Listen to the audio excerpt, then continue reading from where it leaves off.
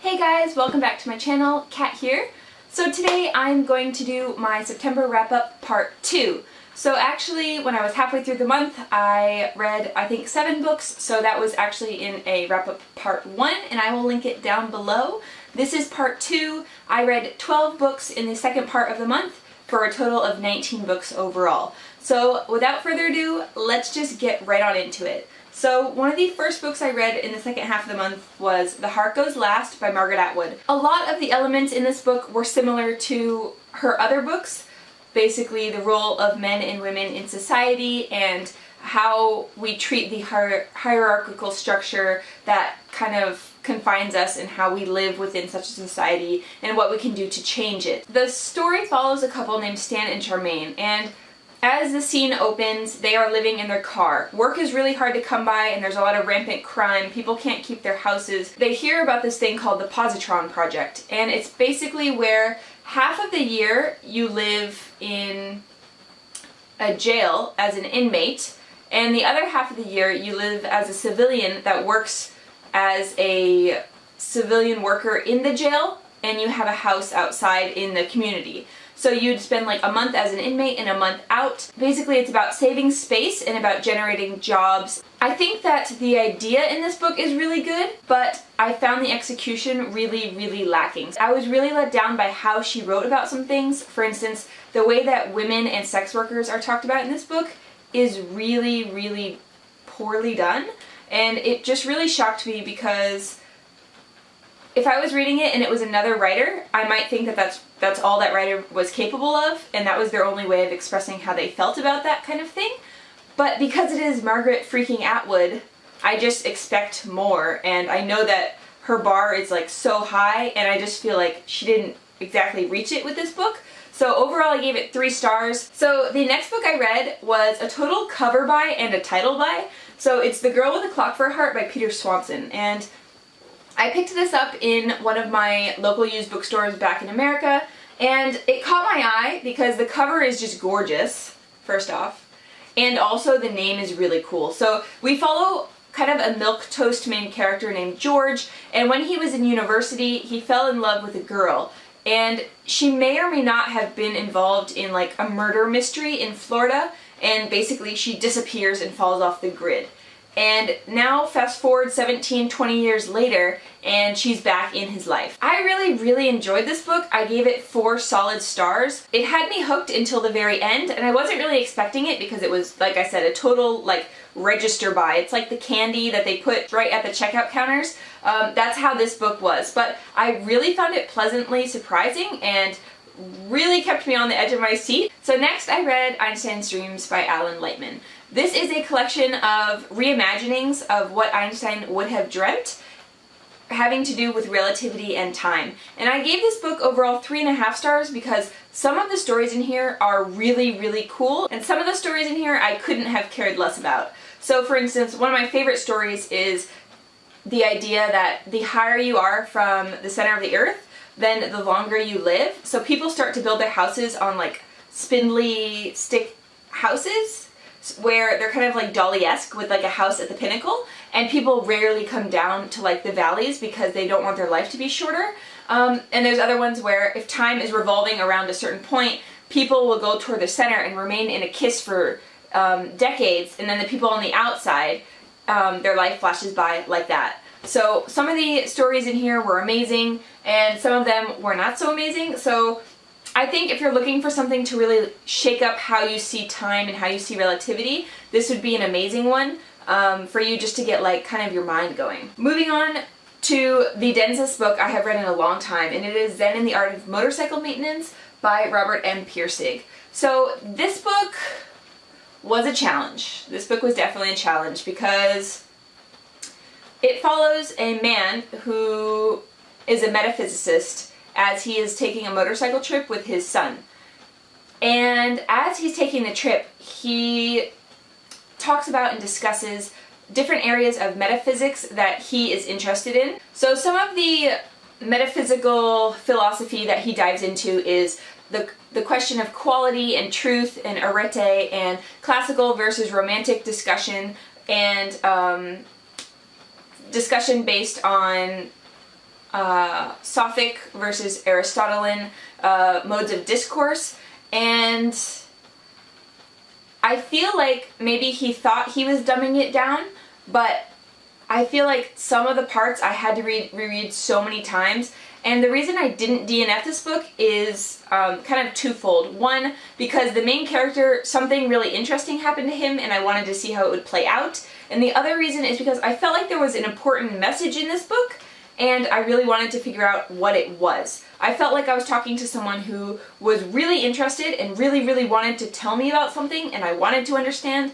And I would say maybe I feel like I understand 75% of what he was saying. So overall, I gave this book 3 stars because I really wanted to like it, and I feel like the parts that I got, I felt like I kind of liked them and I thought they were kind of important, but then I was more interested honestly in the dynamics between the father and the son and what happened to the father to make him the way he is. So if you have read this book, did you love it? Did you find it a real struggle? Because I feel like it's been translated so many times and so many people have read this book and I found it really hard to get through. And I read 3 books this month that all kind of had to do with like theories.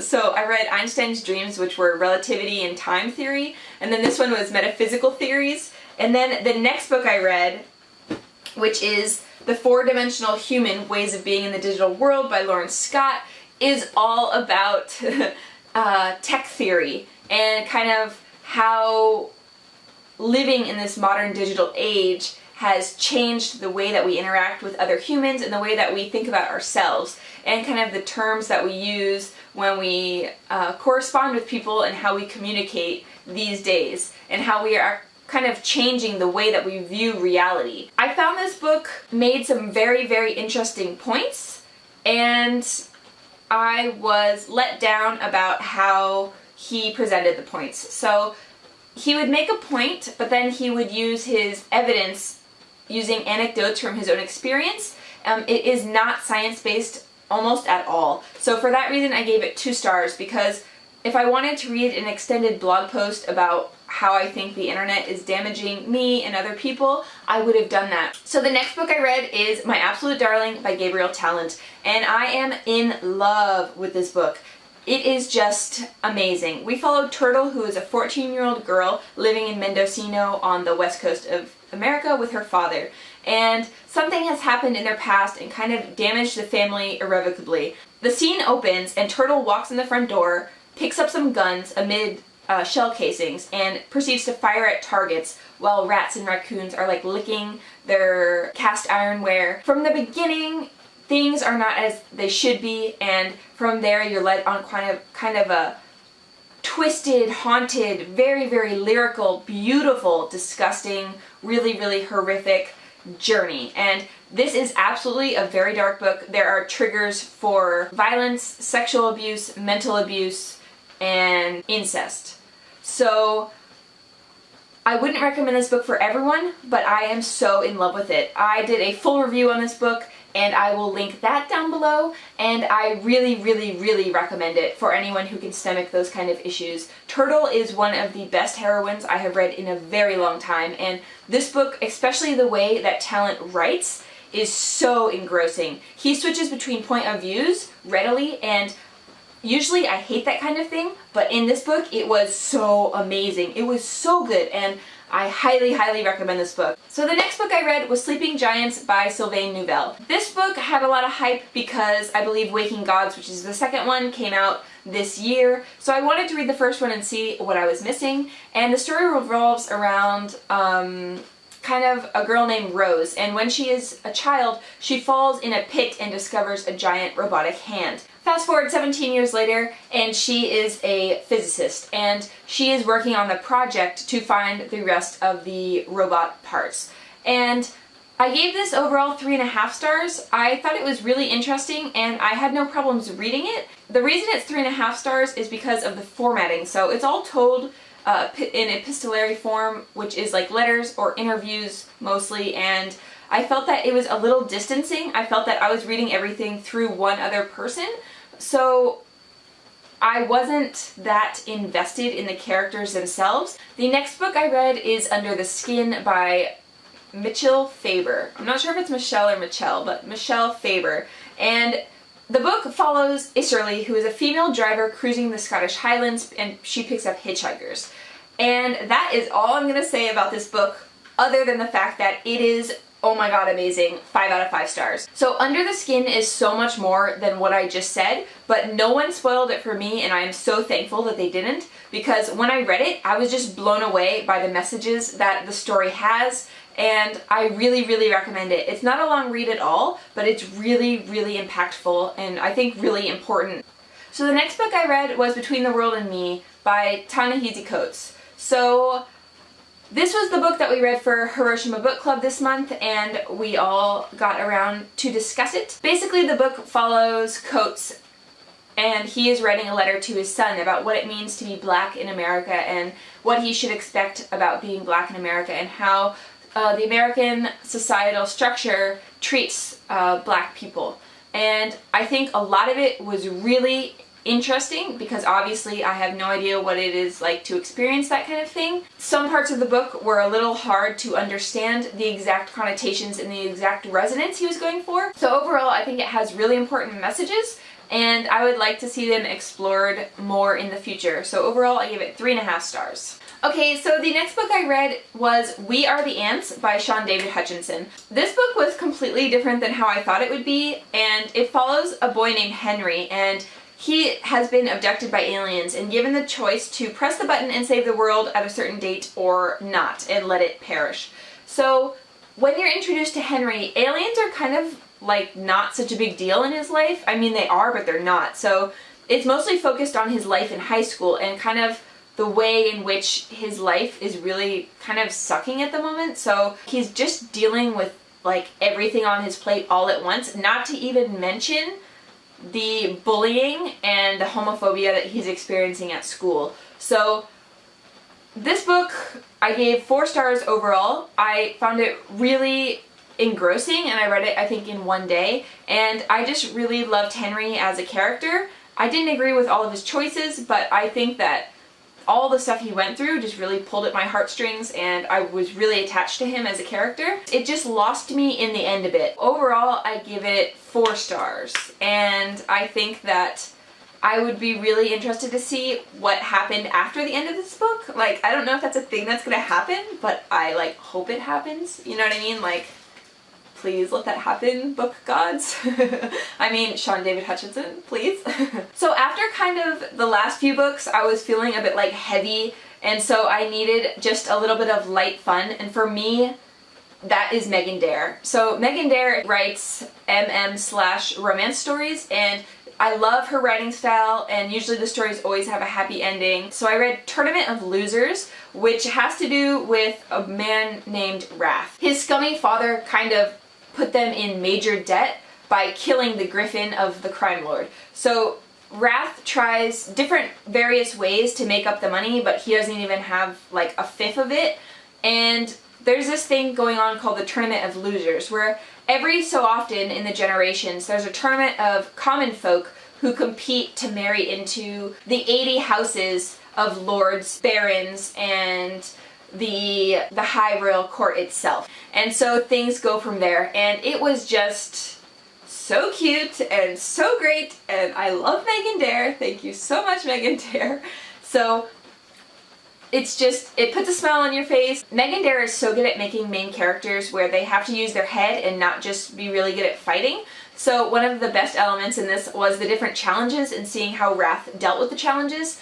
And yeah, the end was just so cute. And the last book I read this month was Outlining Your Novel by K.M. Wieland. And actually, I am in the process of writing a novel, and I got a certain thousands of words in. I got a certain tens of thousands of word in, and I realized that I was running into some problems plotting.